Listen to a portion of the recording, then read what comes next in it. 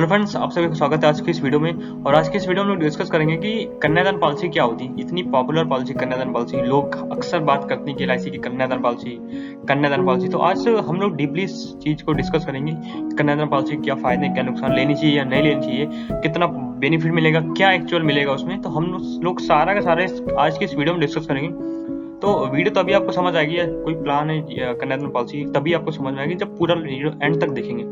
तो आपसे रिक्वेस्ट है कि पूरा वीडियो एंड तक देखें, तभी सारी चीजें क्लियर हो पाएंगी। तो आइए शुरू करते हैं। तो यहाँ पे देखिए, मैंने लिया हुआ है कि कोई भी व्यक्ति है जिसका नाम जो XYZ में रखा हुआ है, ठीक है। ये प्लान वैसे जीवन लक्ष्य प्लान है। देखो, जीवन लक्ष्य प्लान है। टेबल नंबर LIC का जो टेबल नंबर है ये आपका है 933 नंबर टेबल। और इसको हम लोग बोलते क्या है, कन्यादान पॉलिसी। कन्यादान पॉलिसी क्यों बोलते हैं, ये सारी चीजें आपको अभी क्लियर हो जाएगी। जो यहाँ पे मैंने पॉलिसीदार की एज रखी हुई है वो 28 साल रखी हुई है। यहाँ पे जो एज का क्राइटेरिया है वो 18 साल से 50 साल तक है, ठीक। तो इसमें जो हमने टर्म रखा हुआ है वो 25 साल का रखा हुआ है, यानी पॉलिसी जो अवधि है वो 25 साल की, ठीक। और इसकी हर पॉलिसी, ऐसी पॉलिसी का एक रूल होता है। इसका एक रूल ये है कि जब आप जीवन लक्ष्य प्लान लेंगे, कन्यादान पॉलिसी लेंगे, तो उसमें जो प्रीमियम की पेइंग टर्म है वो 3 साल पॉलिसी टर्म से 3 साल कम होता है। यानी 25 साल का है तो यहाँ पे आपको जो प्रीमियम देना है वो आपको यहाँ पे 22 साल देना है, फिर 3 साल आपको प्रीमियम देना नहीं। अगर आप 20 साल लेते हैं तो उस वक्त का प्रीमियम आपको 17 साल देना है। पॉलिसी 20 साल की होगी, प्रीमियम 17 साल देना, 3 साल पॉलिसी ब्रेक कर देना। इस प्लान के तहत हम लोग देखते हैं कि यहाँ पे जो टर्म है वो 25 साल का है, जो प्रीमियम देना है वो 22 साल देना है, ठीक। यहाँ पे हमने टर्म राइडर जोड़ा हुआ है। टर्म राइडर क्या होता है बेसिकली कि एक जितनी की पॉलिसी का सम एश्योर्ड होता है, बेसिक सम एश्योर्ड होता है, उतना ही एक जैसे हम लोग टर्म प्लान लेते हैं तो एक होता है टर्म प्लान। टर्म प्लान क्या होता है कि सिर्फ टर्म ही आपका जमा हो रहा होता है, और जब आपकी कैजुअलिटी होती है, जब आप इस दुनिया से में नहीं रहते तो वो टर्म आपको मिल जाता है। इसमें क्या होता है, वो टर्म थोड़ा सा एक कॉस्टली बढ़ता है, और इसमें क्या होता है कि हम लोग पॉलिसी के साथ साथ टर्म को ले सकते हैं, तो वो थोड़ा सा कम से कम पैसे में मिल जाता है। तो यहाँ पे टर्म राइडर आप ना भी लें तो कोई दिक्कत नहीं, लेकिन टर्म राइडर का बेनिफिट क्या है मैं सारा का सारा इस वीडियो में आपको बताऊंगा। तो यहाँ पे जो टर्म राइडर वो 4 लाख का है। अब हुआ क्या है कि जैसे आपकी नॉर्मल डेथ होती है या एक्सीडेंटल होती है, तो जो पॉलिसी की तरफ से है, जो जीवन लक्ष्य प्लान है, उसमें क्या होगा कि आपको ये जो बेसिक सम एश्योर्ड है, डेथ सम एश्योर्ड है, ये आपको नहीं मिलेगा। सिर्फ आपको टर्म राइडर तुरंत मिल जाएगा, ठीक।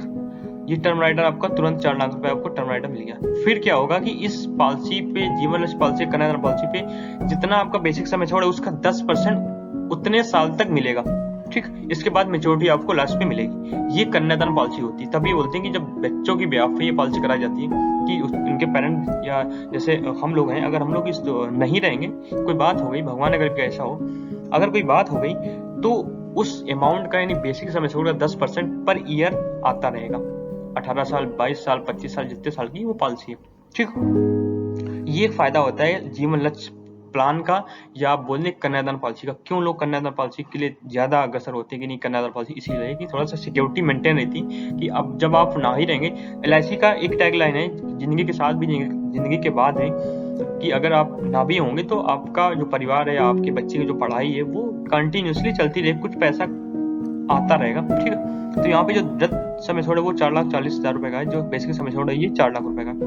यहाँ पे जो टैक्स, अब हम लोग इधर बात करते हैं प्रीमियम की तरफ। जो फर्स्ट ईयर प्रीमियम LIC लेती है वो आपसे लेती है 4.5%। 1 साल तक 4.5% के साथ देना पड़ेगा। इसके बाद आपको फिर 2.25% के साथ, यानी हाफ हो जाता है।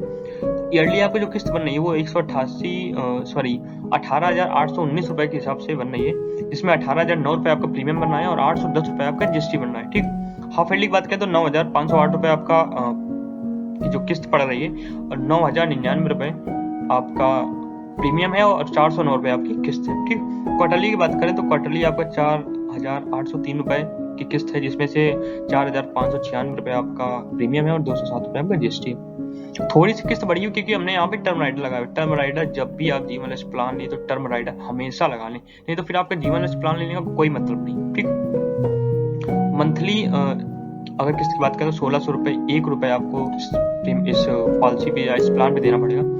ईयरली मोड पे बात करें तो आपको लगभग 51 रुपए के हिसाब से देना पड़ेगा पर डे इस प्लान पे 1 साल तक। 1 साल बाद ये प्लान जो होता है ये इसका टैक्स कम हो जाता है, 2.25%। 1 साल तक LIC 4.5% रहती है।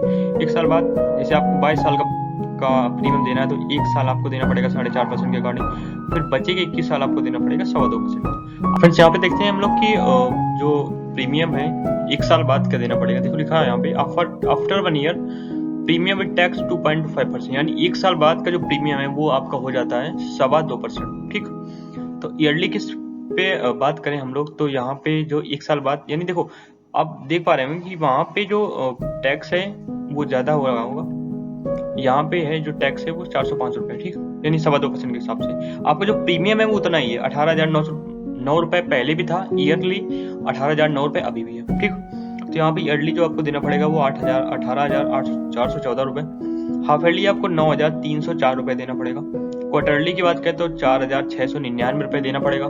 ठीक, जिसमें से आपका 4,596 रुपए आपका प्रीमियम हो जाएगा जो पहले भी था, और 103 रुपए आपका जीएसटी हो जाएगा। ठीक, मंथली बेसिस की बात करें तो 1,566 रुपए आपको देना पड़ेगा इस प्लान पे, 1,532 रुपए आपका प्रीमियम हो जाएगा, 34 रुपए आपका टैक्स हो जाएगा, जीएसटी हो जाएगा। ठीक, yearly mode average premium per day की बात करें तो यहाँ पे लगभग आपको 50 रुपए के हिसाब से देना पड़ेगा। 50 रुपए देखा जाए तो बहुत ज्यादा नहीं है, लोग मसाला खा के थोक देते हैं, और 50 रुपए पर डे के हिसाब से इतनी सिक्योरिटी, इतना सब कुछ अगर मेंटेन हो रहा है तो आपको कर देना चाहिए। मुझे ऐसा लगता है कि इससे सस्ता प्लान फिर क्या ही, मतलब क्या ही कहें फिर। तो अब यहाँ पे हम लोग देख लेते हैं कि इस प्लान के अकॉर्डिंग जो टोटल अप्रॉक्सीमेट हम लोग एलआईसी को देंगे वो आपको देंगे, एलआईसी को देंगे हम यहाँ पे देख सकते टोटल अप्रॉक्सीमेट पेड प्रीमियम 4,05,513 रुपए, 4,05,513 रुपए हम लोग इस प्लान के तहत एलआईसी को पे करेंगे। रिटर्न देख लेते हैं, अप्रॉक्सीमेट जो रिटर्न आप एट दी मैच्योरिटी टाइम वो मिलेगा, रिटर्न आपको मिलेगा ऐसे इतना मिलेगा, बोनस इतना मिलेगा और एफएबी इतना मिलेगा, टोटल मिला के आपको मिलेगा 10,40,000 रुपए something. Total approximate return at the maturity time लगभग आपको 10,40,000 रुपए इस प्रीमियम पे।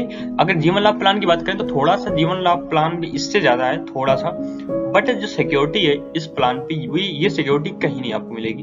तो कन्यादान पॉलिसी है, जीवन लक्ष्य प्लान है, बिल्कुल एक प्लान वो बिल्कुल बच्चे के हिसाब से, आपके एक बच्चा या 2 बच्चे हैं उस हिसाब से बिल्कुल लेके डाल दीजिए, आंख मीच के, जरा सा भी इस पे दिमाग नहीं लगाना है, दिमाग लगाना है बाकी चीजों पे, जॉब पे, बिजनेस पे, कैसे ग्रो करें, पैसे कैसे बढ़ाएं, ये सब चीजों पे दिमाग नहीं लगाया जाता है, एक सिक्योरिटी मेंटेन की जाती है, एक सिक्योरिटी मेंटेन कर लीजिए, फिर आप शेयर मार्केट खेलिए, आप अपना व्यापार बढ़ाइए, आप कुछ भी कर सकते हैं, कोई दिक्कत नहीं, थोड़ी सी सिक्योरिटी मेंटेन होना जरूरी है। तो ये कन्यादान पॉलिसी है, आपका बेटा है या आपकी बेटी है, दोनों के अकॉर्डिंग आप ये प्लान ले सकते हैं।